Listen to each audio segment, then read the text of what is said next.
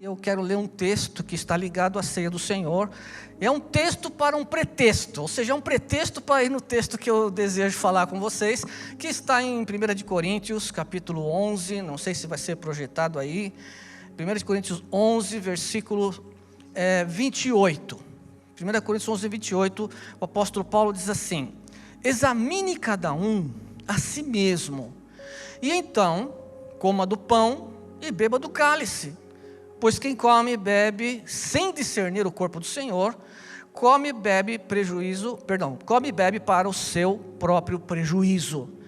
Então, a ceia do Senhor é um momento especial da igreja, é um momento em que nós nos lembramos da morte do Senhor, mas é um tempo de exame, né? Exame é uma coisa importante. Você estuda lá na faculdade, estuda em casa, e um dia você faz um exame. Usa essa expressão ainda hoje em dia? Sei lá, acho que sim, né? Um exame, uma prova. Você vai no médico, o médico vai te examinar. Vai pôr a mão em você, um médico bom, né? Põe a mão em você, vai auscultar o seu pulmão. Exame. É muito interessante que nas empresas automobilísticas, vez por outra nós vemos na internet, vemos na televisão, uma chamada assim de um recall.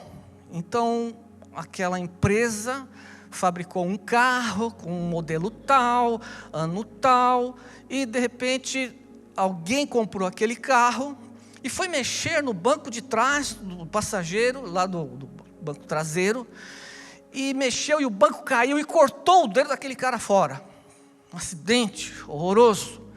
Por quê? O controle de qualidade falhou e esqueceram de colocar um parafuso de segurança para que aquele banco não soltasse daquela forma e não causasse mais uma vez um acidente. Então vai na televisão, a indústria automobilística, e diz assim: olha os carros, modelo tal, ano tal, chassi de tal a tal, vocês têm até o tal dia para fazer um recall do seu carro, porque está faltando um parafuso de segurança no seu veículo. O controle de qualidade falhou, aconteceu um acidente, e as pessoas são chamadas a fazer uma recolocação, um conserto no seu carro. E é interessante que na vida cristã não é diferente. Eu e você chegamos para Jesus, e nós chegamos com uma história, nós temos uma história vivida até aqui, e essa história nem sempre foi a favor de Deus ou foi com Deus. Então nesta noite eu quero compartilhar com vocês o Salmo 15, pensando no exame. Salmo 15 é o Salmo de Davi. Davi foi quem mais escreveu os Salmos. Ele era um homem profético, ele era um rei, uma autoridade, era um sacerdote também, no sentido de liderar o seu povo. E ele escreve o Salmo 15, que é muito interessante para nós. E uma regra no estudo da Escritura, no estudo da Bíblia, é que quando você vai estudar a Escritura, você não pode ir para o Antigo Testamento com os óculos do Novo Testamento. Quando você vai ler o Antigo Testamento, você tem que tirar os óculos do Novo Testamento e olhar o Antigo Testamento com as lentes do Antigo Testamento. E às vezes comete-se muito erro, porque nós chegamos ao Velho Testamento com o pensamento do Novo, e aí começamos a fazer confusões. O Salmo de número 15, ele é especial, e Davi estava na sua poesia, poesia, foi cantado, né? Todo salmo é cantado, aliás, toda a Bíblia hebraica é cantada, são as cantilenas hebraicas, e ele traz verdades importantes que acho que vai ser importante para você essa noite. Salmo 15, versículo 1. Senhor, quem habitará no teu santuário? Quem poderá morar no teu santo monte? Irmãos, no Antigo Testamento, os homens do Antigo Testamento não tinham a noção de céu e eternidade como nós temos no Novo Testamento. Nós aprendemos agora no Novo Testamento o quê? Que há uma cidade celestial, que há uma vida eterna na presença de Deus, de alegria eterna, onde o Senhor tem um trono assentado em glória, e no Novo Testamento nós sabemos que estamos em Cristo, compreendemos que seremos ou arrebatados, ou se morrer, estaremos na presença de Deus, num lugar de paz, de alegria e de verdade. É a revelação completa que nós temos. No Antigo Testamento isso não acontecia. Davi estava pensando assim: qual será um lugar melhor de se viver? É no santuário de Deus, versículo 1. O santuário o que era? Era o templo de Salomão. O templo de Salomão foi construído, Deus desceu com a sua glória, Deus morava naquele templo, Deus morava naquela casa de pedra, e todos os judeus entendiam o quê? Que o melhor lugar que se podia estar era no santuário, era no templo, que foi construído no Monte Sião. Jerusalém está numa montanha, eu nunca fui lá, se você quiser me levar qualquer dia, eu aceito com maior alegria, tá? Mas se você for a Jerusalém, se alguém já foi aqui, sabe que se você está indo para Jerusalém, você vai ter que subir a montanha. Jerusalém está lá em cima da montanha, é o Monte Sião. Foi lá onde Abraão quase sacrificou Isaac. E foi lá que Salomão construiu o templo, e era lá que todo judeu imaginava: lá está o Senhor, eu quero viver lá. Então Davi está perguntando: quem poderia viver lá? Eu quero viver lá perto de Deus. Não tinha esse conceito do céu, da eternidade que nós temos, isso foi revelado aos poucos. Então Davi pergunta: quem é que vai habitar perto de Deus? Quem é que vai morar na montanha aonde Deus está? Afinal, acabamos de cantar aqui que Ele é um Deus santo, não é? Davi viveu 1000 anos antes de Jesus. O Brasil tem quantos anos? 530, 540, eu nem sei quantos anos tem o Brasil. Mas quando você pensa no Pedro Cabral, parece tão longe, não é? Nossa, esse português que veio do mar e é tão distante. Imagina Davi, que viveu 1000 anos antes de Cristo. Já no tempo de Cristo, Davi já era uma figura distante. E para nós está 3000 anos. Mas ele já pensava na habitação do Senhor. Já pensava em habitar com o Senhor. E ele começa a descrever características necessárias de alguém que estará habilitado a morar na casa de Deus. E aí ele começa, versículo 2. Bom, quem habitará na tua casa, no santo monte? E ele diz, versículo 2: aquele que é íntegro em sua conduta e pratica o que é justo. Quem poderá morar na sua casa, Senhor? Aquele que pratica a justiça, aquele que nos seus relacionamentos age direito, aquele que é honesto nos seus compromissos, aquele que age direito diante de Deus e diante dos homens. O homem íntegro não é o homem que não erra, o homem íntegro é o homem que conserta seus erros. Porque não há quem não erre. Pergunta para minha mulher. Não há homem que não erre, não há homem que não falhe, mas o homem íntegro, ele conserta onde ele errou. E Davi está preocupado, mas nossa, Deus é tão santo, cara, Deus é um fogo puro, um fogo de santidade, ninguém pode chegar perto dele. Quem que vai poder morar perto dele? Aquele que é íntegro. Aquele que é íntegro em sua conduta e pratica o que é justo. É o homem e a mulher que agem com honestidade nos seus relacionamentos diários. Isso Davi falou 1000 anos antes de Jesus. É aquele homem e aquela mulher que, ao olhar para os seus erros, suas falhas, ele vai atrás para consertar. Quais são as características do homem que pode morar nesse fogo eterno? Porque Deus é puro fogo, fogo de santidade, fogo de poder. Quem poderá morar perto do Senhor? O homem íntegro que pratica a justiça. E final do versículo 2, e que de coração faz o quê? Como é que está no texto aí? Fala a verdade. pessoas que falam a verdade sobre si mesmas e sobre os outros. Pessoas que têm nos seus lábios, irmãos, a verdade, que caminham em verdade, que dizem a verdade, que rejeitam a mentira.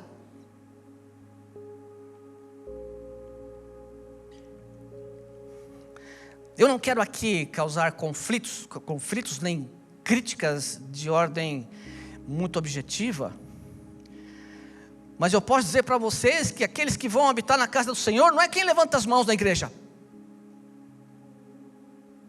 É legal levantar as mãos na igreja, porque o Senhor merece essa manifestação de adoração.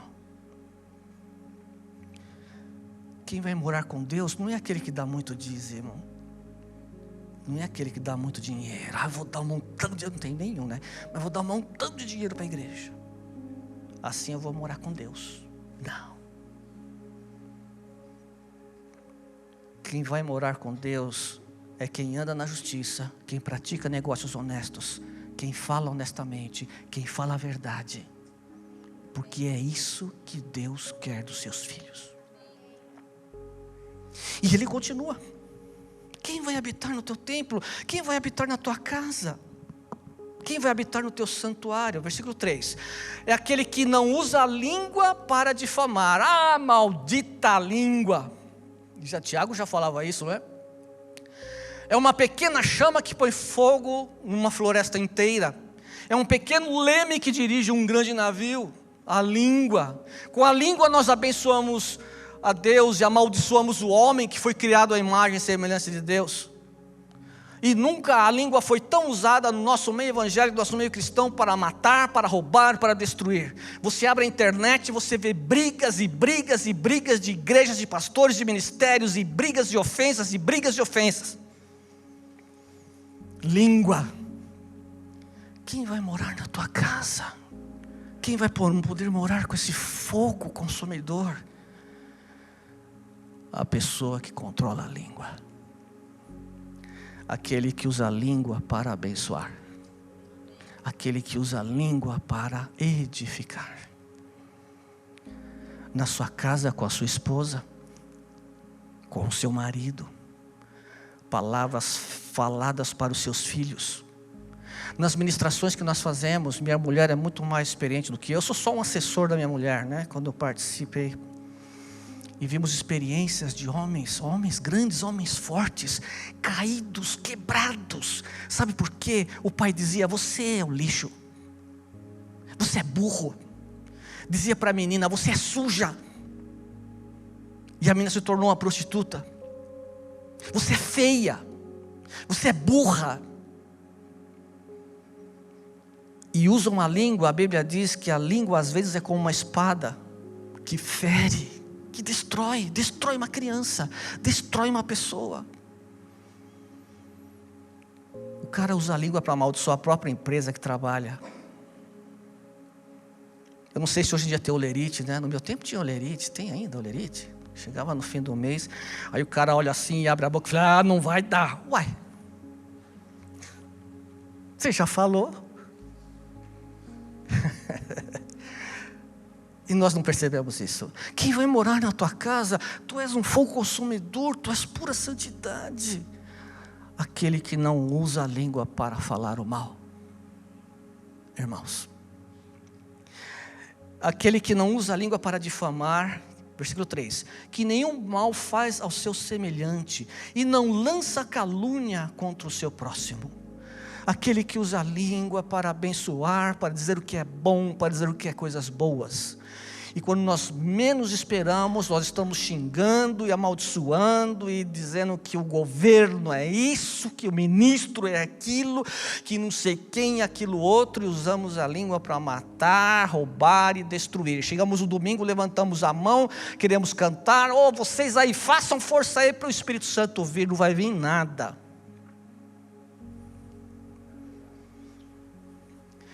Existem protocolos para que o Espírito Santo venha. E entre os protocolos é a santidade do seu povo. E sabe como o seu povo entra em santidade? Através de arrependimento. Certamente nenhum de vocês aqui aconteceu isso, mas comigo já aconteceu. Já cheguei em casa e pus a mão na cabeça e falei assim: por que eu fui falar aquilo? Por que eu disse aquilo? Com vocês não, né? Isso não acontece com vocês. Porque abrimos a boca para falar coisas inconvenientes, e o Espírito Santo se entristece. E não há mover de Espírito. Quem vai morar na tua casa? Quem vai morar no teu santo templo? Tu és um fogo de santidade. Aquele que anda em justiça, aquele que é íntegro, aquele que fala coisas boas, aquele que abençoa, aquele que não calunia. E versículo 4, quem vai morar no teu templo? Aquele que rejeita quem merece desprezo, mas honra os que temem ao Senhor. Esse texto das versões antigas é um texto ruim, difícil de entender. Mas sabe o que isso quer dizer, irmãos? Porque alguém vai falar mal de Jesus ou da Bíblia e eu tenho que concordar? Porque alguém vai falar mal da igreja, a minha igreja, a igreja relevância, a igreja da parede preta, vocês não têm unção nenhuma. E por que eu tenho que concordar com isso? Por que eu tenho que concordar com um erro? Eu não tenho que brigar, eu não tenho que agredir, eu não tenho que usar atitudes inconvenientes, mas eu não devo concordar com a doutrina errada, não devo concordar com a mentira. Quem vai morar no teu santo templo? Aquele que rejeita quem merece desprezo. Despreze uma palavra dessa. Eu me lembro de pastores que vão na televisão até hoje contra essas ministrações de cura interior, que nós chamamos de cura e libertação. Alguns de vocês passaram, têm trauma, não querem nem ouvir falar disso. Mas eu vou falar para vocês, há mais de 30 anos que nós vemos pessoas curadas e libertas através dessa ministração. Recentemente eu e minha esposa ministramos lá na Barra Funda, ficamos 6 horas ministrando, 4 horas ministrando. E aí vem um pastor da televisão e diz: isso é uma porcaria, isso é um engano, porque quem está em Cristo já tem tudo, não precisa disso. 4 horas ministrando. E a pessoa chorando. E a pessoa vomitando um monte de tristezas, de mágoas, de amarguras, que ela não ia conseguir falar em lugar nenhum, nem no psicólogo, nem na terapia. Mas o Espírito Santo entra, se move ali e leva a pessoa a colocar tudo aquilo para fora. E sai de lá liberta. E vem um pastor qualquer e diz: isso aí é mentira. É muito triste. Mas quem vai morar na tua casa, Senhor? Aquele que rejeita quem merece desprezo. Eu não tenho que concordar com as doutrinas erradas. Eu não devo brigar, eu não devo agredir, mas não devo concordar. E devo honrar aqueles que falam a palavra de Deus, aqueles que ministram a palavra de Deus, nossos pastores, nossos líderes. Nossos líderes precisam ser honrados. Nossos líderes precisam ser abençoados. Hoje o pastor estava ruim, hoje o louvor então, nossa, né? E saímos falando, usando a língua para descer, ao invés de subir. Você sabia que quando você se liga a uma igreja, isso é um princípio bíblico, de se ligar a um corpo local. E quando a gente se liga à igreja, a gente tem responsabilidade com aquele corpo local. Responsabilidade dá dinheiro, dinheiro é dinheiro. Não se faz nada sem dinheiro. Fique tranquilo, não vou pedir mais nada. Mas é dinheiro, porque não se faz nada sem dinheiro. Esses meninos aí tocam, me corrijam aí. Nem a bateria da igreja? Só a bateria da igreja, o resto nada é. Nada mais é, tudo deles. Eles que compraram com o dinheiro dele. Você gosta de ouvir o baixo? Eu gosto de ouvir o baixo, gosto de ouvir a guitarra. Mas é dele, não é da igreja, não é a igreja que comprou. É deles. Será que estraga esse equipamento? No mínimo quebra a corda de vez em quando. Sabe quem põe? Eles. Pertencer à igreja exige compromisso. Porque é isso que Deus deseja do seu povo.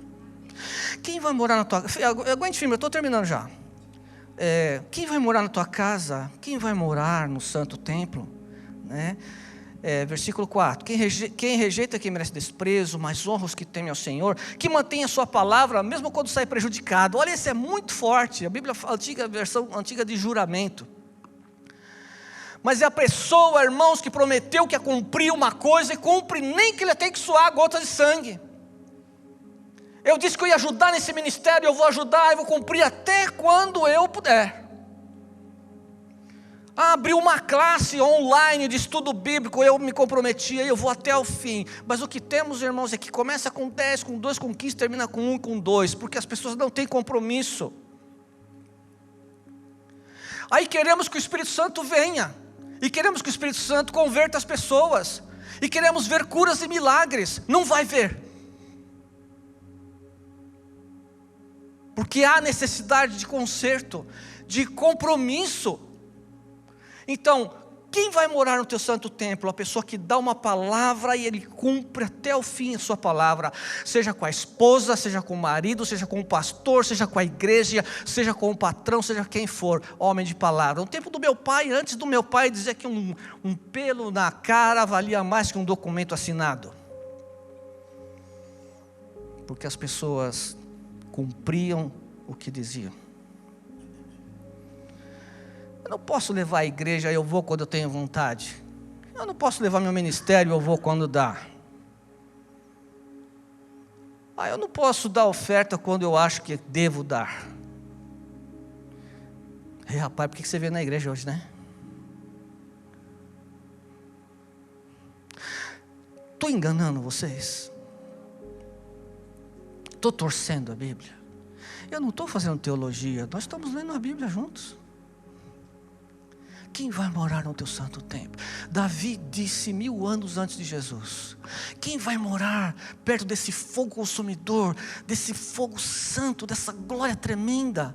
O homem que é justo, o homem que fala coisas boas, o homem que abençoa, o homem que é íntegro, o homem que rejeita as palavras do mal, o homem que quando erra conserta os seus erros.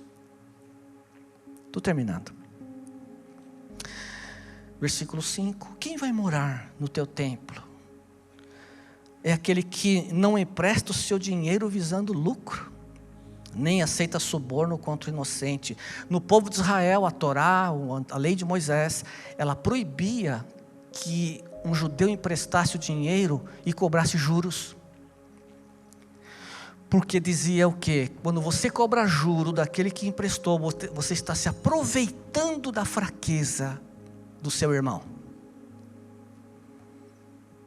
Você está se aproveitando da situação que ele está vivendo.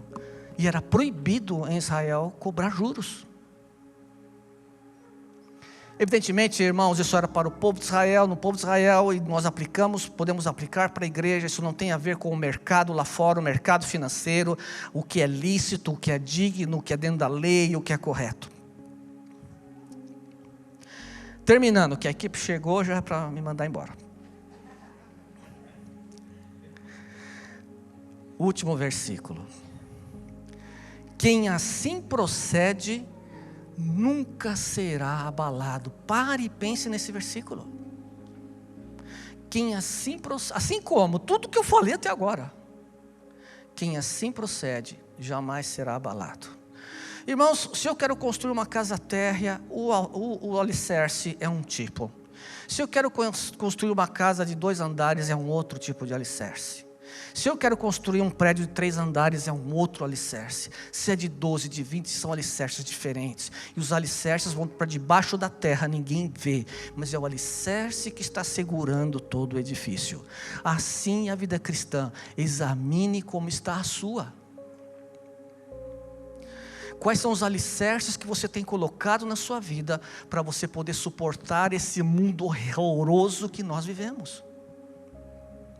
Não se pode empurrar determinadas coisas, situações da minha vida com a barriga. Eu preciso acertar e preciso consertar.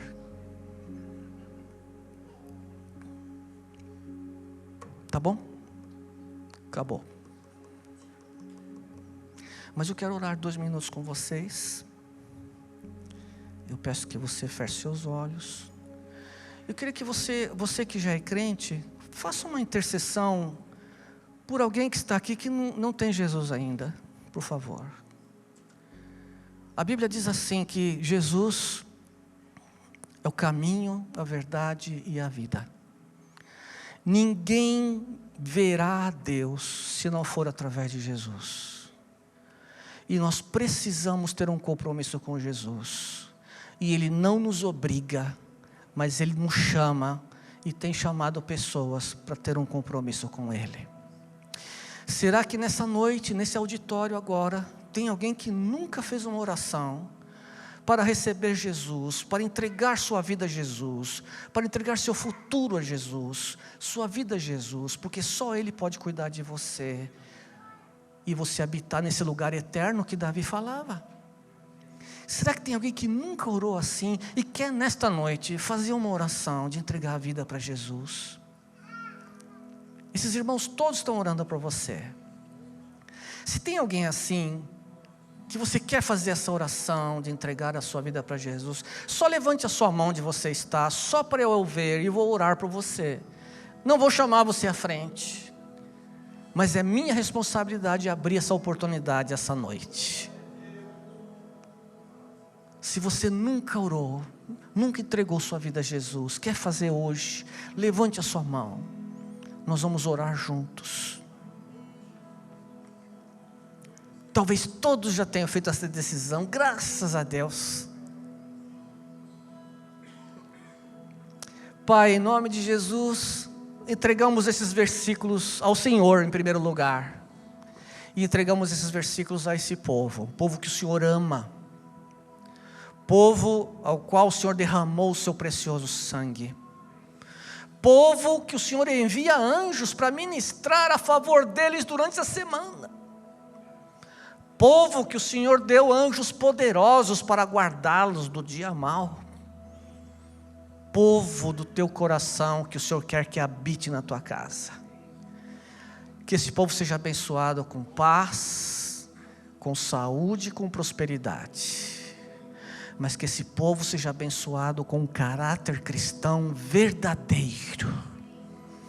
Que sejam pessoas que usem a língua para o bem, pessoas que andem com seus negócios em regularidade, pessoas que abençoem outros na sua vida, pessoas que sejam dizimistas e ofertantes para a tua glória, pessoas com as quais o Senhor possa contar para estabelecer o reino de Deus aqui na terra. Obrigado por esse povo todo que veio essa noite. Obrigado por quem tocou, quem está tocando. Obrigado por quem cantou. Obrigado por quem ligou o som. Obrigado pelos meninos que tiraram o lixo do banheiro, que abriram a porta desta casa. Obrigado, Senhor, por quem acendeu a luz, quem fechou uma porta. Tanta gente tem nos ajudado e nós te louvamos por isso. Obrigado, Senhor.